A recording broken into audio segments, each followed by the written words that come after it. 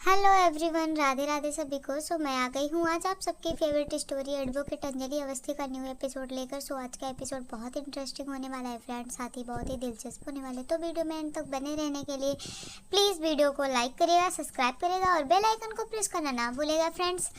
तो जैसा कि आपने देखा है कि यहाँ पर अंजलि जो है और अमन मिलकर के यहाँ सब कुछ ठीक करने वाले हैं। तो आज के एपिसोड में आप देखने वाले हैं कि यहाँ पर अमन जो होता है वो आता है और सानिया को आवाज़ देता है। सानिया सानिया यहाँ सानिया जो होती है वो लैपटॉप पे काम कर रही होती है और वो उसकी बात को अनसुना करती है। तभी बोलता है वो बोल।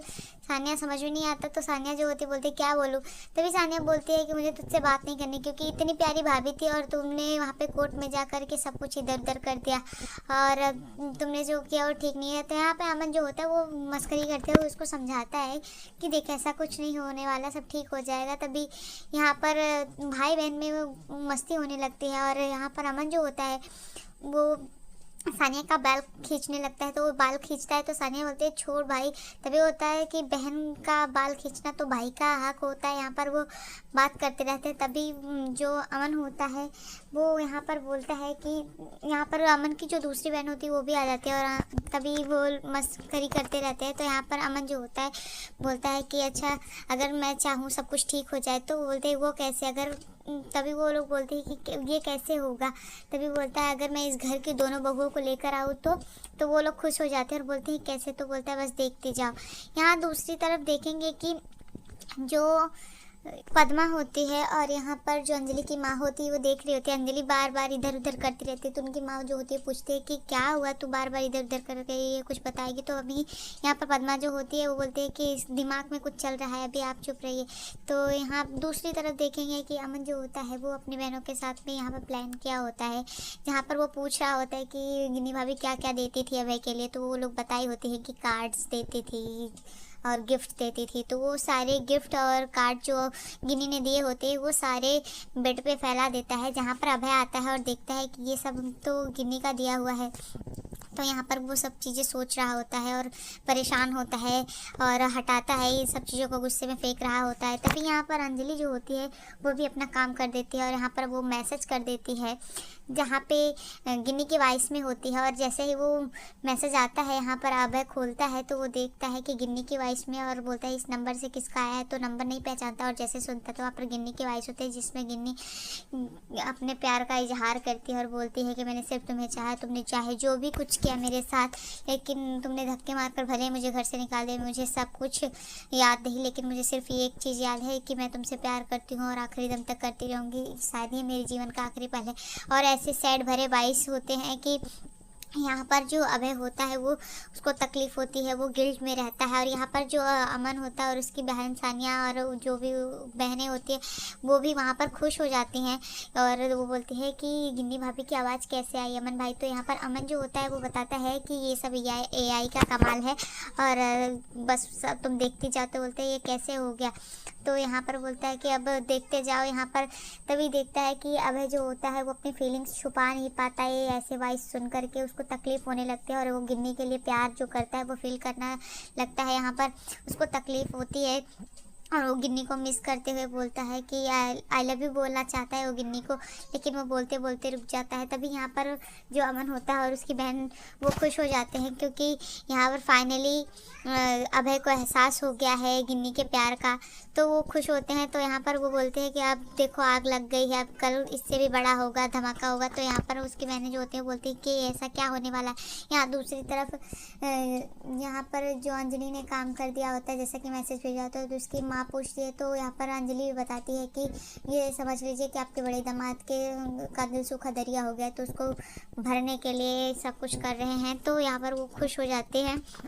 और यहाँ दूसरी तरफ देखेंगे कि गिन्नी को ढूंढने के लिए यहाँ अंजलि जो होती है निकल जाती है और उनके साथ पुलिस भी जाते हैं और वो सब उनकी हेल्प के लिए होते हैं। और उन्होंने पता लगा लिया है कि भजन ने किस जगह पर रखा हुआ है गिन्नी को। तो वो यहाँ पर अंजलि को लेकर आ जाते हैं और अंजलि जो होती जाती है तो यहाँ पर वो लोग सतर्क होने को कहते हैं अंजलि से। तो अंजलि जो होती है बोलते हैं कि सर आप टेंशन मत लीजिए, इन सब के लिए तो मेरा हाथ ही काफ़ी है।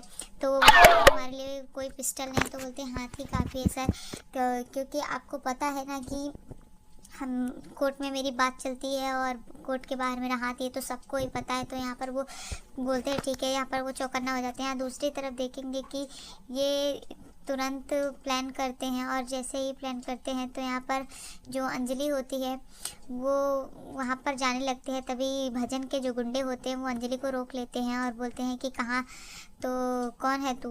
तो बोलते हैं कि साहब ने भेजा है। तो बोलते हैं कि कौन है? तभी बोलते हैं कि खाना लेकर, वो जो रखा है कैद करके ना, उसके लिए खाना भेजा है। तो बोलते हैं अच्छा ये खाना किसके लिए भेजा है? तो वो जैसे बताते हैं तो बोलते हैं ठीक है। तभी वो यहाँ पर भजन को कॉल करता है और भजन को कॉल करके पूछता है। तो भजन से वो बोलते हैं कि साहब एक लड़की आई है जो कि खाना लेकर आई है।